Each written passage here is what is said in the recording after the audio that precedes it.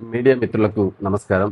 మిత్రులారా, ఈరోజు తెలుగు దినపత్రికలైనటువంటి సాక్షి, ఈనాడు, ఆంధ్రజ్యోతి పత్రికల్లో మాజీ ముఖ్యమంత్రి జగన్మోహన్ రెడ్డి గారు, ప్రస్తుతం కూటమి మంత్రులు, తెలుగుదేశం పార్టీ నేతలు ఒకరి మీద ఒకరు చేసుకున్నటువంటి ఆరోపణల్లోనూ వాస్తవం ఎంత, లేదు ఈ రాష్ట్రంలో ముఖ్యమంత్రులుగా పనిచేసినటువంటి వ్యక్తులకే భద్రత కల్పించలేనటువంటి వ్యవస్థ మన రాష్ట్రంలో పనిచేస్తూ ఉందా, ఆ ముఖ్యమంత్రుల వారసులుగా, ఆ పార్టీ వారసులుగా, లేదా ఆ కుటుంబానికి చెందినటువంటి వారసులుగా రాజకీయాల్లోకి వచ్చి ఈరోజు వారు మాట్లాడినటువంటి ఒక బాధ్యతాయుతమైనటువంటి ఒక 5 సంవత్సరాలు ముఖ్యమంత్రిగా పనిచేసినటువంటి వ్యక్తి, ప్రస్తుతం కూటమిలో ప్రధానమైనటువంటి బాధ్యత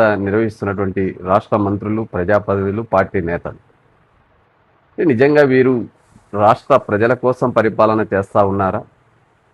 సొంత వ్యక్తులకి, సొంత కుటుంబాలకు, ముఖ్యమంత్రి స్థాయి నేతలకు భద్రత కల్పించలేనటువంటి వీరు పరిపాలన చేయడానికి, రాష్ట్ర ప్రజల్ని పరిపాలించడానికి అర్హులా అనే అనుమానం ఈరోజు ఈనాడు, ఆంధ్రజ్యోతి పత్రికల్లో వచ్చినటువంటి కథనాలు చూస్తే దాదాపు ఇవి ఒక 30 సంవత్సరాల క్రితం నుంచి, అంటే 1995-96 నుంచి 2006 వరకు జరిగినటువంటి హత్యలపైన వీరు ఒకరి మీద ఒకరు ఆరోపణలు. ఒకవైపు మాజీ ముఖ్యమంత్రి జగన్మోహన్ రెడ్డి గారు నిన్నటి రోజు తాడేపల్లిలో పత్రికా సమావేశంలో మాట్లాడుతూ ఆయన సొంత పత్రిక సాక్షిలో ప్రచురించినటువంటి కథనాలను చూస్తే ఈనాటి ముఖ్యమంత్రి చంద్రబాబు నాయుడు గారు ఆయన ప్రత్యక్షంగా పరోక్షంగా ఈ హత్యలతో సంబంధాలు ఉన్నాయి అనేటువంటి కథనాలు సాక్షి పత్రికల్లో వెలువడ్డం, అది మాజీ ముఖ్యమంత్రిగా జగన్మోహన్ రెడ్డి గారు మాట్లాడడం అనేది ఈ పత్రిక వార్తా కథనాలకు కొంచెం బలమా, లేదా దాని మీద చర్చ అనేటువంటిది జరగాల్సినటువంటి అవసరం. నాటి ఎన్జీ రంగా మొదలుకొని, మల్లెల బాబ్జీ హత్య మొదలుకొని, నందమూరి తారక రామారావు పార్టీ వ్యవస్థాపకులు, మాజీ ముఖ్యమంత్రి మరణానికి కారణం మొదలుకొని, వైఎస్ రాజశేఖర రెడ్డి హెలికాప్టర్ ప్రమాదానికి, అదేవిధంగా వాళ్ళ బాబాయి మాజీ మంత్రివర్యులు, మాజీ ఎంపీ వివేకానందరెడ్డి హత్య మొదలుకొని, ఉమ్మడి ఆంధ్రప్రదేశ్లో సినీ నటుడు, ప్రస్తుత హిందూపూర్ శాసనసభ్యుడు బాలకృష్ణ గారు ఇంట్లో ఆయన స్వయాన రివాల్వర్తో కాల్చడం వల్ల 2 వ్యక్తులు చనిపోయారు. దానికి సాక్షిగా ఉన్నటువంటి వ్యక్తి, ఆ ఇంటి వాచ్మెన్గా పనిచేసిన వ్యక్తిని 2 రోజుల తర్వాత చంపబడ్డాడు, హత్య గావించబడ్డాడు అని స్వయాన ఒక మాజీ ముఖ్యమంత్రి హోదాలో, ప్రస్తుతం 11 మంది శాసనసభ్యులు, 6 మంది రాజ్యసభ సభ్యులు, కోట్లాది మంది ఆయన అభిమానుల పేరుతో నిర్వహిస్తున్నటువంటి సోషల్ మీడియా ఫాలోయింగ్, అంటే ఒక బాధ్యతాయుతమైనటువంటి వ్యక్తి స్థానంలో మాట్లాడినటువంటి వ్యాఖ్యలపైన ఖచ్చితంగా ప్రజలు ఆలోచించాలా, వ్యవస్థలు ఆలోచించాలా. నిజంగా ఈ రాష్ట్రంలో పోలీస్ వ్యవస్థ అనేది పనిచేస్తూ ఉందా లేదా? ఈ రాష్ట్రంలో న్యాయ వ్యవస్థ అనేది ఉందా లేదా? ఈ రాష్ట్రంలో ప్రజాస్వామ్యబద్ధంగా పత్రికలు నిష్పక్షపాతంగా వార్తలు రాస్తూ ఉన్నాయా?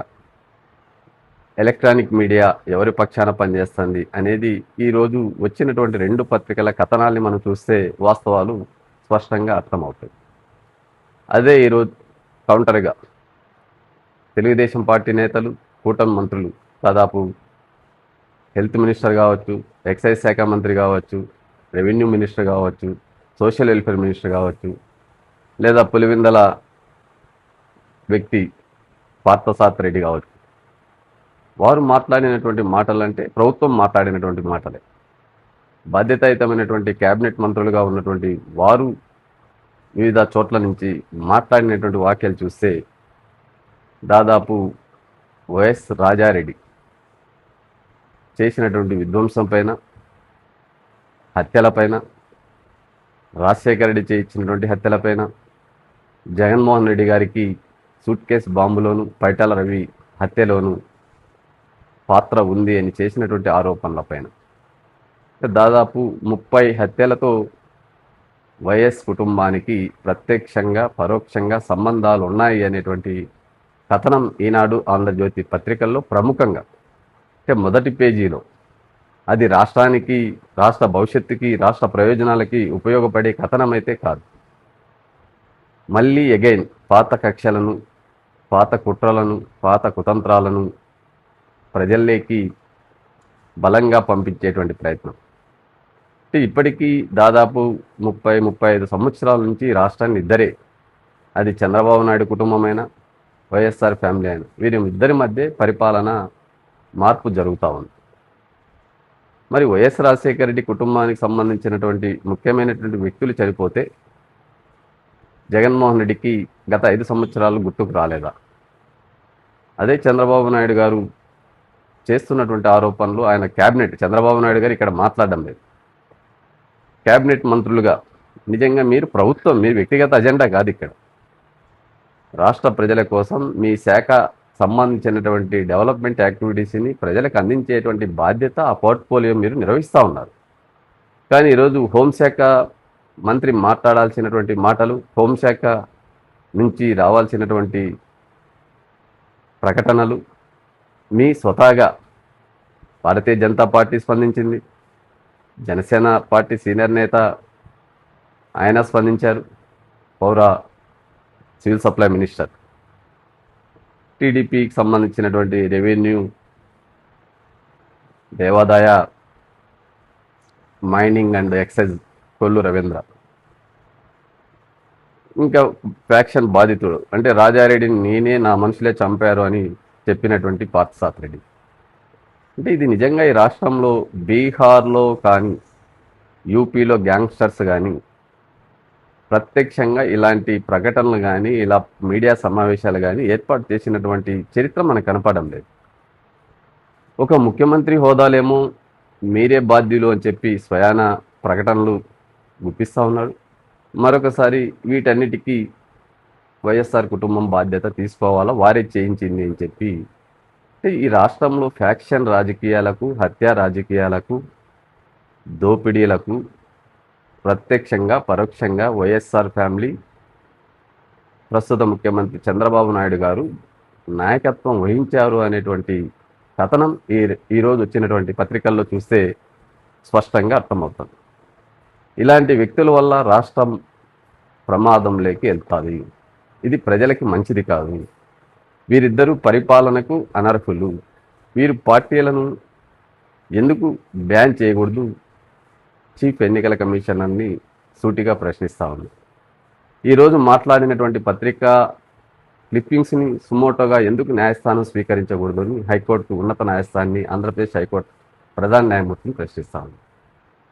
లేదు, ఇన్నిటిపైన ఈరోజు ఈ జరిగిన గత 30 సంవత్సరాలుగా హత్యా రాజకీయాలతో అట్టుడుగుతున్న ఆంధ్రప్రదేశ్లో జరుగుతున్న పరిణామాలని చూసి చూడనట్లుగా వ్యవహరిస్తున్నటువంటి కేంద్ర దర్యాప్తు సంస్థలైనటువంటి సిబిఐ ఎక్కడ ఈ హత్యా రాజకీయాలపైన, ఈ హత్యలపైన స్పందించింది?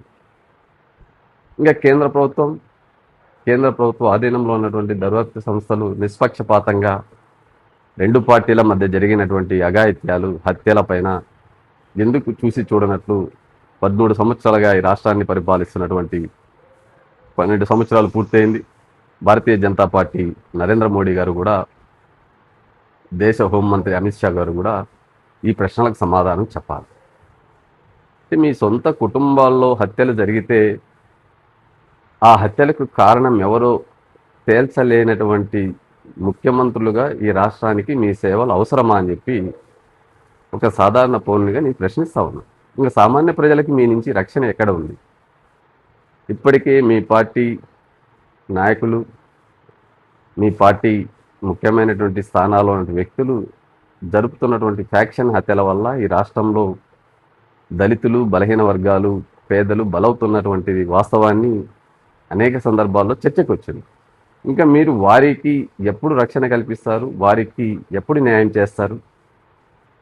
మీ కుటుంబ సభ్యుల్నే కోల్పోతే వాటికి కారణం ఎవరో కూడా తేల్చలేనటువంటి అసమర్థులుగా మీరు ముఖ్యమంత్రులుగా చలామణి ఇంకా పార్టీ కార్యకర్తలు చనిపోతే ముసలి కన్నీరు కార్చడమే తప్ప ఆ కుటుంబాలకు ఎలాంటి న్యాయం చేయరు అనేది వాస్తవం. ఈరోజు పరిటాల రవీంద్ర గారు చనిపోయి 25 సంవత్సరాలు దాటిపోయింది. ఆ కుటుంబం నుంచి మంత్రులు అయ్యారు, ఎమ్మెల్యేలు అయ్యారు. కానీ పరిటాల రవి గారి హత్య పైన ఇప్పటికీ క్లారిటీ లేదు. ప్రతి వర్ధంతి రోజు జగన్ మీద, జగన్ కుటుంబం మీద, వైఎస్ఆర్ మీద, జేసీ దివాకర్ రెడ్డి కుటుంబం మీద పర్యటనలు పత్రికల్లోనూ ఛానల్లో వస్తాయి. కానీ ఎందుకు తెలుగుదేశం పార్టీ ముఖ్యమంత్రి పరిటాల రవి చనిపోయిన తర్వాత 2 సార్లు రాష్ట్రంలో పరిపాలన కొనసాగించింది? ఉమ్మడి ఆంధ్రప్రదేశ్లో ఒక్కసారి, విభజన ఆంధ్రప్రదేశ్లో ఒక్కసారి. మరి మీరు ఎందుకు ఈ హత్య పైన నోరు మెదపడం లేదు? ఉమ్మడి ఆంధ్రప్రదేశ్లో జరిగినటువంటి సంఘటన, రాష్ట్రం విడిపోయిన తర్వాత చంద్రబాబు నాయుడు గారు 2 సార్లు ముఖ్యమంత్రి అయితే, జాతీయ పార్టీ ఈరోజు కేంద్రంలో అధికారంలో ఉన్నప్పుడు చక్రం తిప్పుతున్నటువంటి వ్యక్తి మరి పరిటాల రవి హత్య పైన వాస్తవాలు, నిజాలు నిగ్గు తేల్చాల్సినటువంటి బాధ్యత చంద్రబాబు నాయుడు గారికి ఉందా లేదా?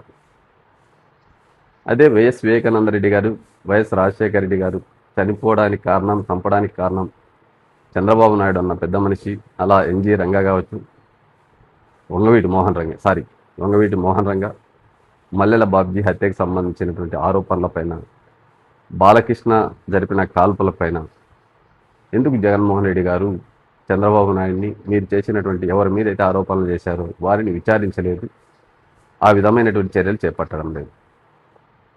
అదే ఈరోజు తెలుగుదేశం మంత్రులు, కుటుంబ మంత్రులు మాట్లాడినటువంటి హత్యలపైన మీరు ఇప్పటికీ స్టిల్ అధికారంలో ఉన్నారు. మిమ్మల్ని ఎవరు వద్దన్నారు?